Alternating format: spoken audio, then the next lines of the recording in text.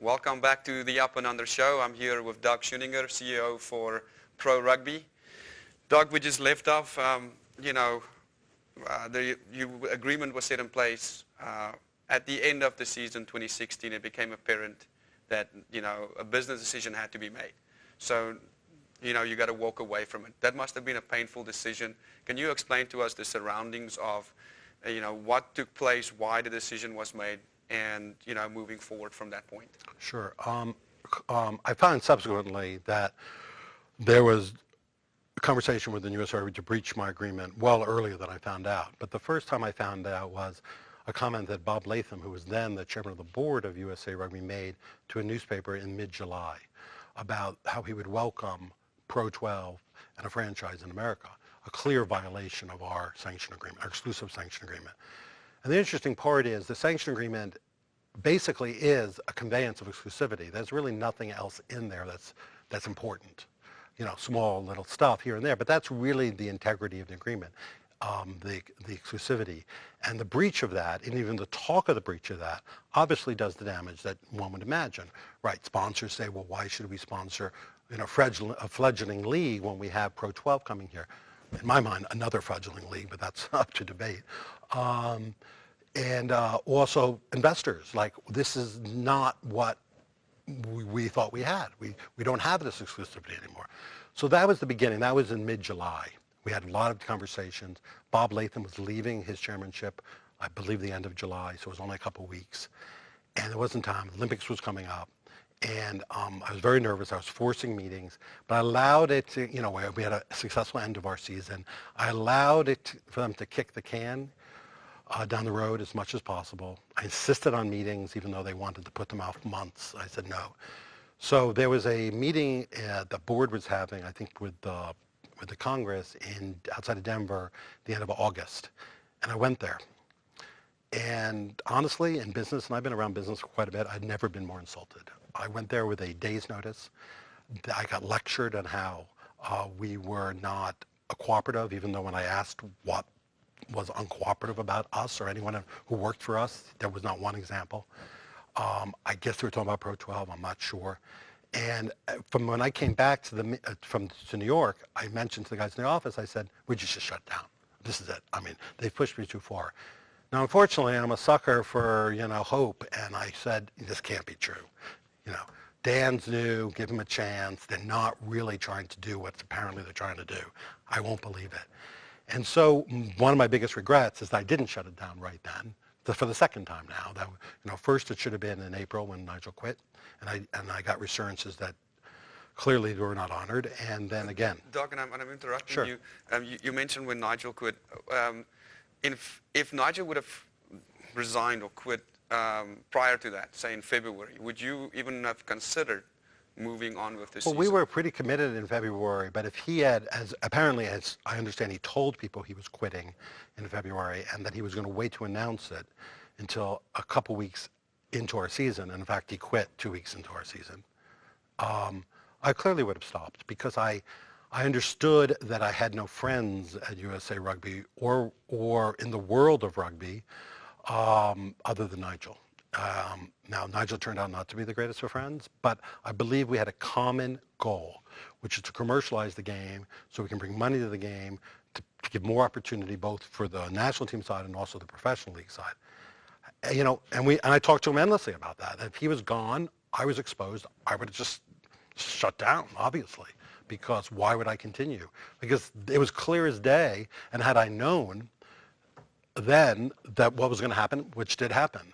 Now, unfortunately, when he quit and he then successfully kicked the can down the road, by the time I really knew, which was when he left, was the end of June, and nothing had got resolved per promises, I was already a month left to go, and I was like, I can't.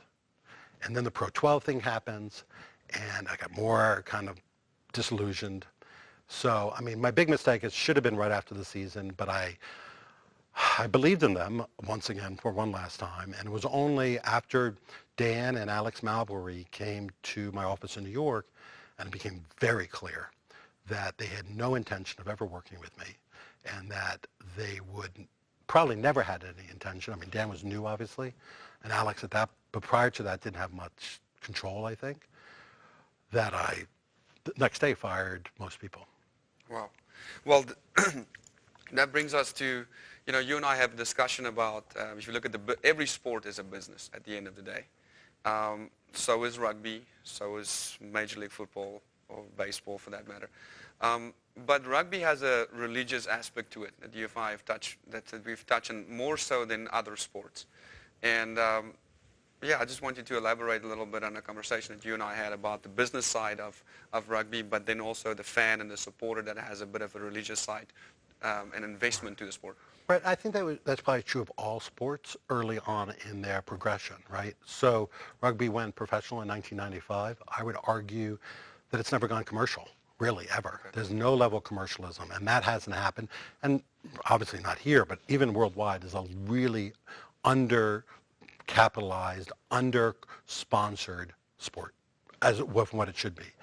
So people still can default back to this kind of religious-like quality of it, which is kind of perverse because what it does, maybe with unintended consequences, but what it does is it limits the growth. And if you limit the growth, you limit the opportunity for players, coaches, and fans to enjoy a bigger and better sport. So I'm not sure most people who kind of grab onto it and kind of only look within fully make the connection to the lack of growth being a problem. But it's the same people that complain that, coaches aren't paid here and there's no money to do anything developmentally wise, are the same people that don't want the commercialism. You can't have it both ways. You've got to pick your lane. And, I believe, when you're competing, and particularly in the American marketplace, where very advanced commercial sports exist, if you don't compete with them or try to at least, you're gonna, it's not to exist. And basically that's what's happened to rugby. It hasn't done anything ever here in this country. But Doc, then it's fair to say if you look at the geographical territory the United States, the real estate, it's way different than in New Zealand or a smaller South Africa or England for that matter. So would it be fair to say that your business, your outlook or your strategy have to be, you got to tackle this beast differently than you would have in New Zealand? Oh, absolutely. I mean, obviously in New Zealand, you're born with a rugby ball in your hand. The country's 4 million people, is the #1 sport. So I have to laugh or giggle a lot when Alex Magbury says that the model of New Zealand is the one they want to introduce in America. I mean, it makes no sense. I mean, it's not an accident that most major sports, as they reach maturity, have about 30 teams. That's about the saturation, not necessarily saturation, but where you can get the reach for all the people in the country. And it's not going to be one team based in D.C. or wherever.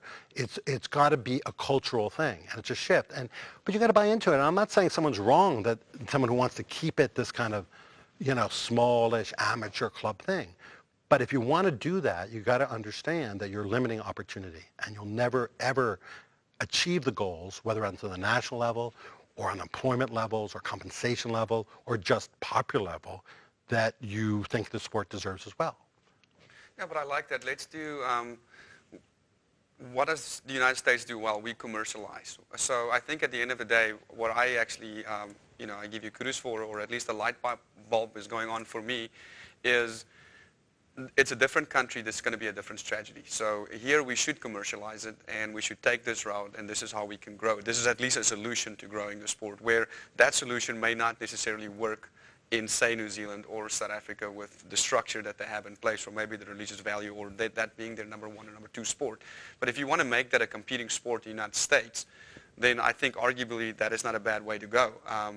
If you look at the financial structure behind certain sports, if you are a kid growing up in the United States and you want to make a living at the moment, if that's your sole goal, then rugby is not going to be on the list of making a living in a sport. So that needs to be created. There's a vacuum there, or nothing. So and it all goes hand in hand. I mean, sponsors will only get involved in a proven product. They're not going to get involved in something that just because people think it's really great, they should put tons of money into it. It's got to be competitive to that market. So like, again, what works in New Zealand, like you said, is necessarily work here. Rugby is unique as a sport at this point in time because it's a big sport in small countries, basically, right?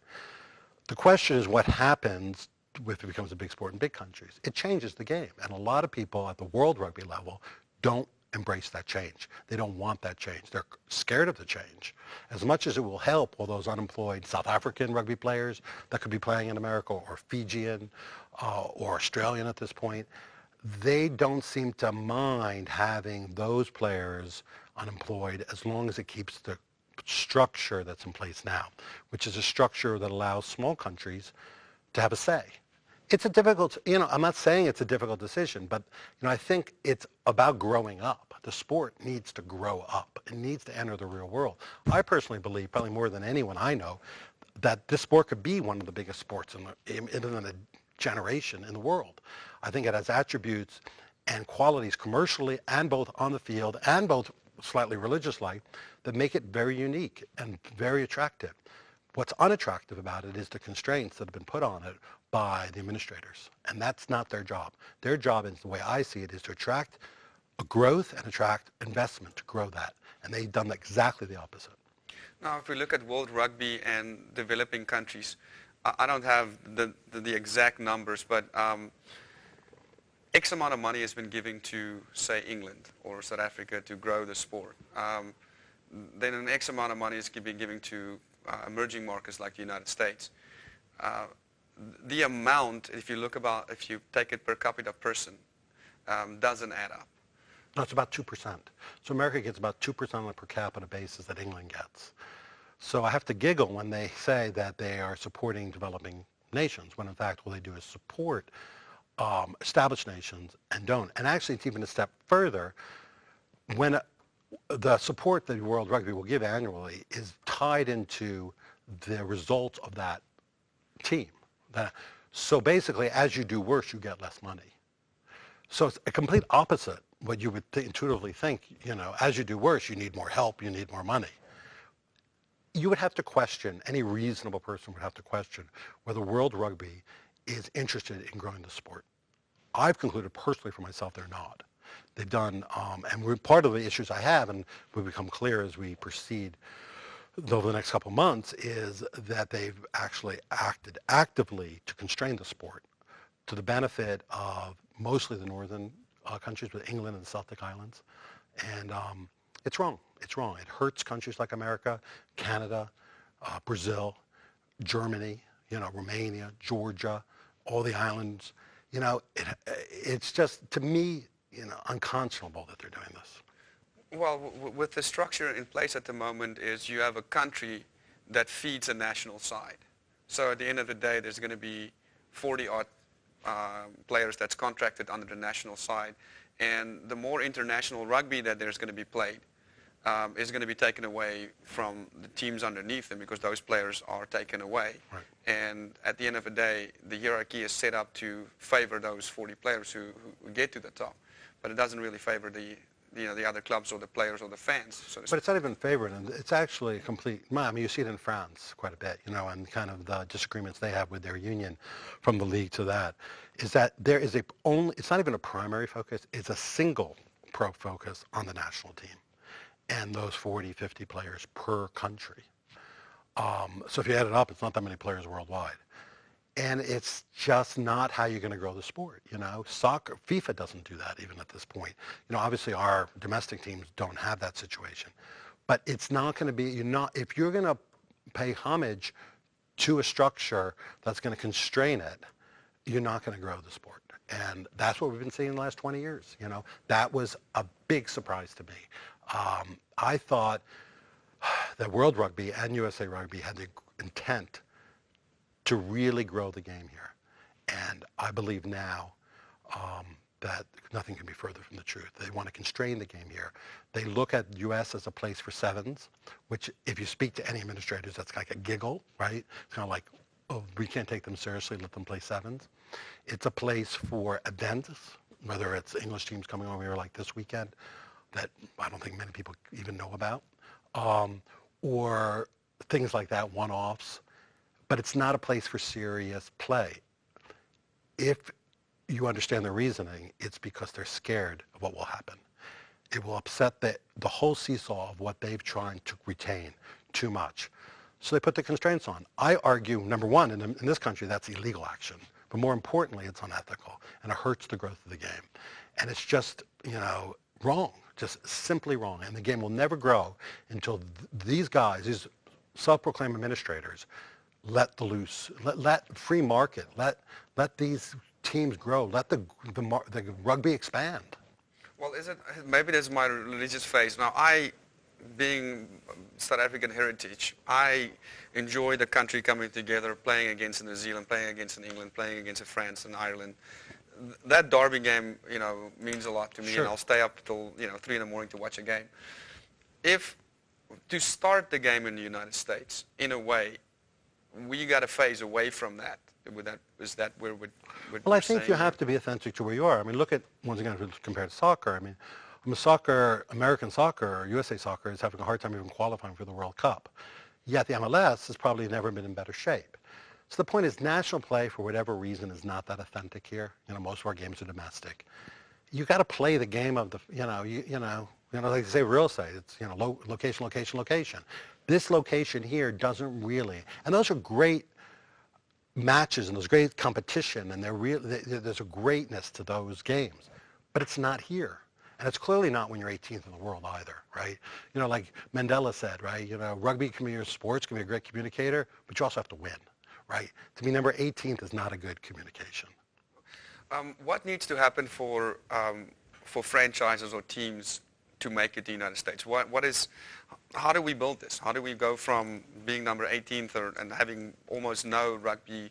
You tried to start a pro rugby and it was on the right trajectory. Now there's a bit of a gray area. What do we do? What needs to happen? Well, I mean, there's two questions there, right? How do you grow a strong national team and how do you grow a strong professional league? I think this national team will be a product of a strong professional league, not the reverse. I think in order to grow the professional league, it's going to take a huge amount of investment. I mean, we saw our first year that we were just scraping the surface of its potential. I think anything that doesn't really invest heavily, both manpower and dollars, and I'm talking about dollars in 10 or 15 times the amount we did on a yearly basis, is going to be completely failed. America likes professionalized sports, right? I mean, look at a high school football game in Texas. They play in stadiums of 20 and 25,000, sold out, with refs that are equal to, college level refs. That's what we're used to on a high school level. So sure, you don't have to be there in day one, but you can't be in the parking lot. You can't be Yoko, and no one's going to care. Right now, rugby has a fortunateness that most people in America aren't paying attention to it. But that's an opportunity to show them your best foot, not your worst foot. And the point is, you got to compete with the competitors. Seasonally, the sport is perfectly centered to be a contact sport in the summer. Without giving too much of our presentation away, it is a great complement to football. It's not a competitor to football, and it needs to be strategically placed that way. You wouldn't do that in a place that doesn't have American football, right? So you wouldn't do that in New Zealand. You wouldn't have to. There isn't that competition. Or in France. But here there is, but that's an asset if it's made an asset. It's a liability if it's badly executed. That makes sense. Taking those outside influences like football and the seasons, taking that into account is going to be part of the building blocks if you want to make rugby successful. Ownership of rugby clubs in the United States. If you want to grow the sport, should it be union? Should it be state? Should it be, who should own it? Is it a private entity, a corporation? How can we grow this? I think it's without doubt, because I'm stretched to name a single union-like ownership of a private club in America, which is very, very different than in rugby, where, say, half of the Pro 14 now are union-owned, some by default and some by design. But no, it has to be private, because the private would have the ability to make the capital investment and the energy necessary, right, to do it. They're very different mandates, right? USA Rugby's mandate, as much as I understand it, is to develop the game from a youth level. With their very limited resources, and more limited every day, I think it's a real stretch to think they can go from 4-year-olds to 30-year-olds, right? They need to go from 4-year-olds to 12-year-olds and then hand off to a structure and keep on handing that off as you graduate. And trying to do too much, spread yourself way too thin, and they do nothing, right? And arguably, I think most of the studies I look at, the participation rate, counter to what they say, has gone down, right? both in America and overseas. I mean, in England, it's dropped 10% in 10 years. Um, so I don't think you're going to find a sport that is successful commercially that's not private owned anywhere in the world. Okay. Maybe the All Blacks is an exception, but that's a rare exception. Yeah, I think it's also fair to say it's a smaller country, so if you would just have Texas, and Texas we're supporting their own sport, it's probably easier to grow something from that perspective. It's also they're the only well-run organization in a pool of badly run organizations. And they're winning, though. And they win. That Mandela win. You got to The win. moment you win, I think you're always going to succeed. It helps, right? Doug, we spoke a little bit about pro rugby. Obviously our conversation is about pro rugby, a season that ended abruptly. What is next for pro rugby? Would you allow our viewers to a little insight on what to expect into the future? Well, it's what I've been telling people. We are taking the information we got out of the first year, which is an indication that we need massive investment. The three times-ish that we were planning increase isn't enough, right? So we're talking to potential partners, very close, hopefully with a couple. And when we have that, we'll go forward. The timeline is the timeline. It will happen when we're ready, not when other people force us, like our first season, What people don't realize, we had to put that on in 9 months. It wasn't my choice, but that was part of the agreement, which I did agree to. But so it's very much talking to people, trying to get them over the hurdle that rugby is this great opportunity. A lot of people get it. A lot of people then look back and say, well, all the people who've tried to do it before failed. Reality is no one's actually tried to do it before us. There's been talk, there's been narrative, there's been hope, there's been false promises, but no one actually did it, right? We did it. We know it needs to be done. And when we get those right partners, we're going to do it in a really great way. And whether that includes World Rugby, USA Rugby or not, it's kind of up to them. It's kind of hard to believe it will at this point since they don't talk to me. That's kind of necessary to be a partner. You have to talk to them. But that's their choice. They know my number. They haven't returned all those emails. It hasn't changed. Well, Doug, let me leave you this with pro rugby. So for the viewers out there, you are going for a pro rugby. Oh, absolutely. I'm busier than ever, meeting. And, it's my timeline's a lot tighter than other people I'm talking to's timeline. When it happens, it'll happen. I'm hoping sooner than later. We're going to be crunched clearly for next year. So what we're talking now is slightly kind of an introductory, albeit another beta year maybe, but in a much different level, at a much different scale, with a much different visibility. I think you saw a lot. The thing that actually intrigued me when there was a Kickoff magazine article in the New York Times magazine about pro rugby and kind of how it came together. And when the journalist who wrote it researched it, he found out that there hadn't been an article in America on rugby in a feature magazine like that or equivalent in 25 years, right? 25 years. There hasn't been a single article that hasn't been like a mention of a score in a newspaper in 25 years. The last one was about the New York Athletic Club, but I think it was in the New York Times as well. That's just unbelievable. That statistic, as well as the statistic of the fact that I struggle, even now, to name a single prominent rugby player that's a world name figure in the world. And I can't, and that's just inexcusable. I will mirror what you just said here. Me growing up in a different country, you can ask me just about any sport and I'll be able to name a few, and some sports I'm more into, and lately baseball and football, and I can name a variety of players. And there's some sports I haven't even watched yet, but I still know these super athletes. Right. And I think the sad reality is if you walk into a pub around here and you would ask somebody about the sport of rugby, somebody may or may not know, or they have their own opinion on it, but ask them to name a player, the average, say, American in the United States. I don't think that they will be able to name, any. Right. And the reality is that doesn't just happen it's made to happen. That's where when LeBron James was on the cover of Sports Illustrated throwing the dust in the air when he was 17, that was a plan by the NBA to make him the face of the NBA, right? Those things need to happen in order to bring the casual viewer. You know, I understand about a little over 60% of NFL viewers are casual viewers. They'll never spend a nickel. They won't go to a game. They'll watch it on TV. Those are some of the most valuable sponsorship people, right? Rugby, arguably, worldwide, has about 0 of them because there's no reason to have a casual viewer. And that's what needs to change. And when that changes, the money will flow. Absolutely. I mean, I speak to endless sponsors. It's like, give us a product to sponsor, and we'll sponsor it. There isn't one, you know, arguably with the exception of the All Blacks.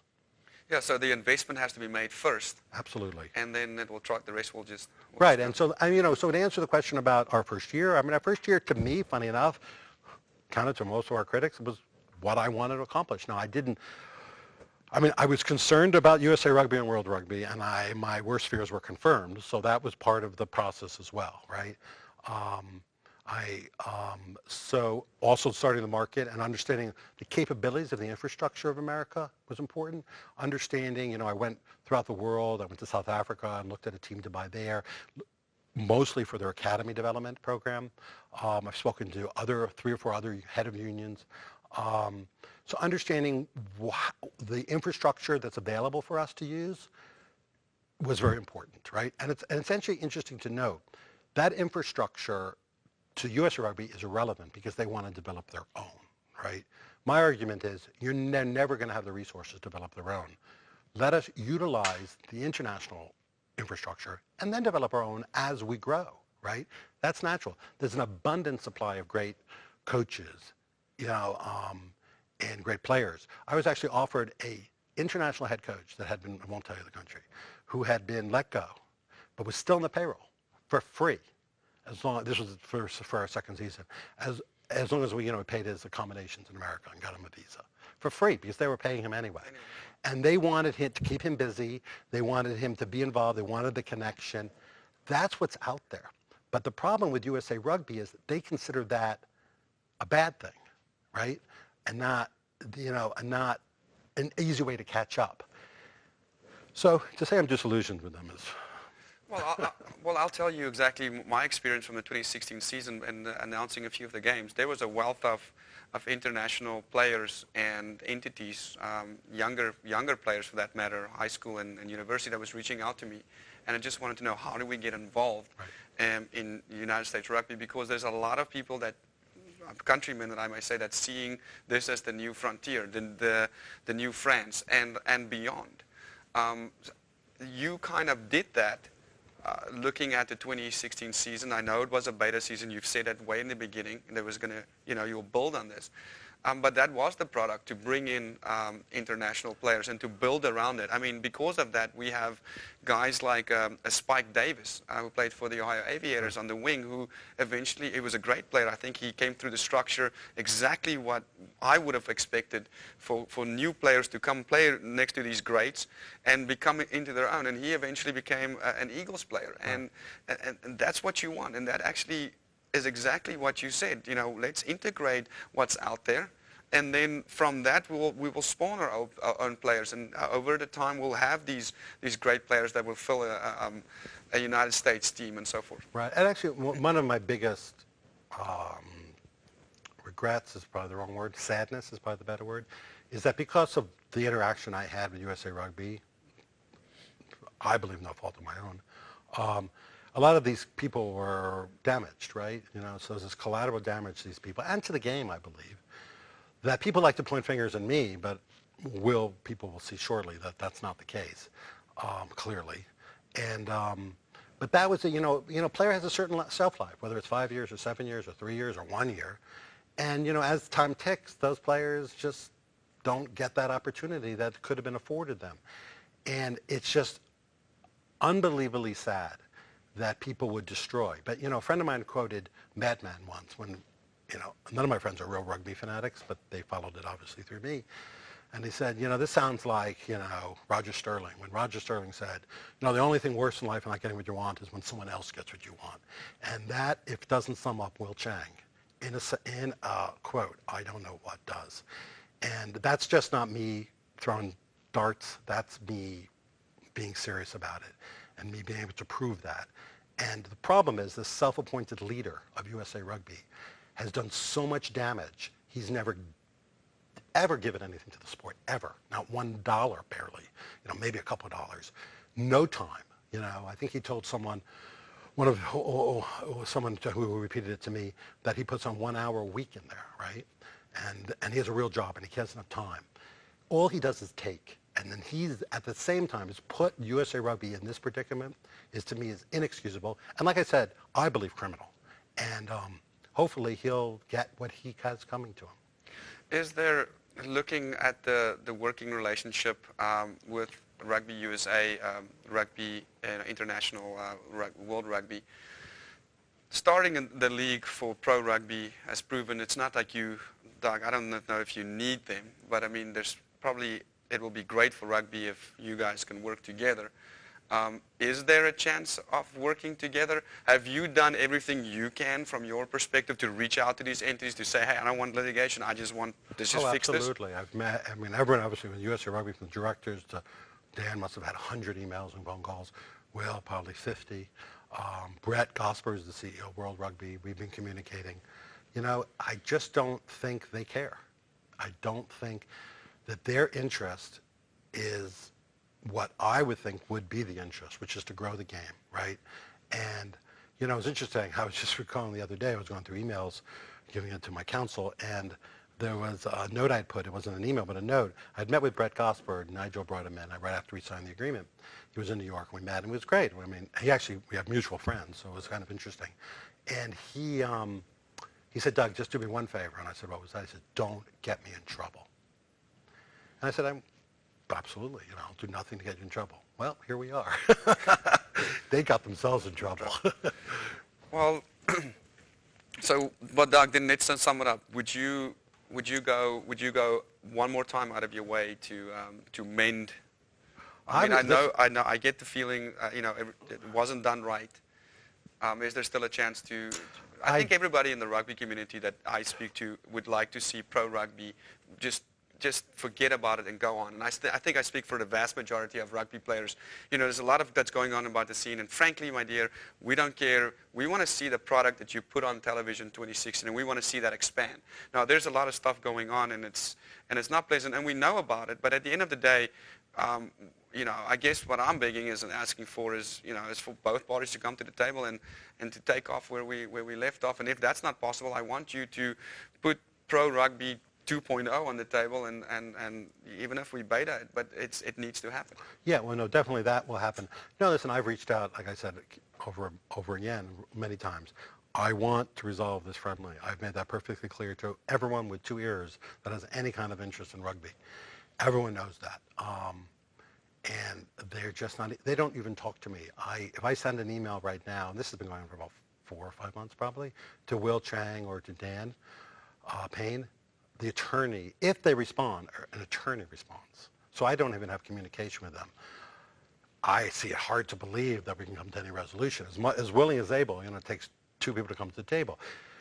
It even got to the point so much, this was already probably 4 or 5 months ago, where I actually called up Bob Latham.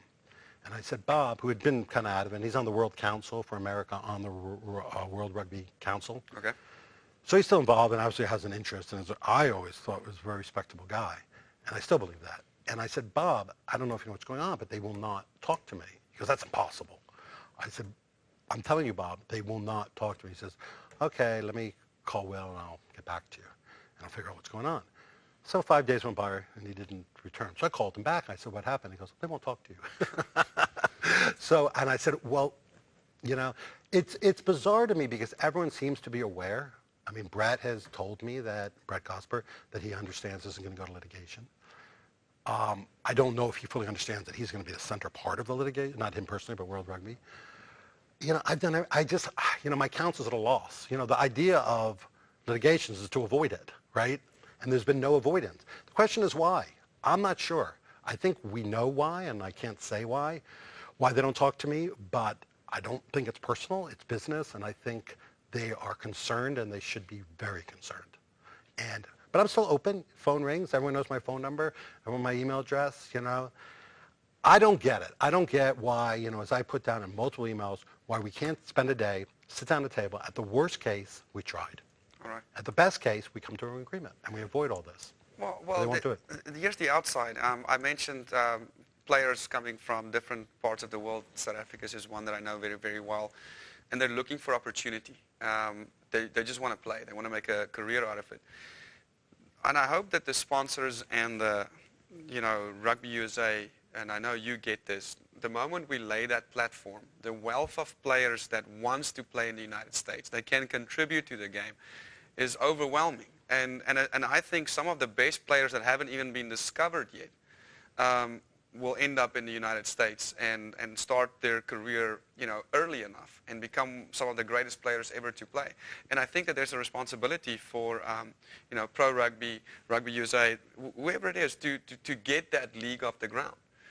And the following, and I think we will see with comments maybe on the show, that there's going to be a lot of people sticking their hands up and posting their resumes and saying, listen, I'm ready to play. So you get a... Well, I still get resumes. You put 30 teams out there, we'll play for you. The problem with your argument was the problem I had with my argument back then. It's just too logical, right? The logic is that everyone's mandate is to grow the game and help these players. All right.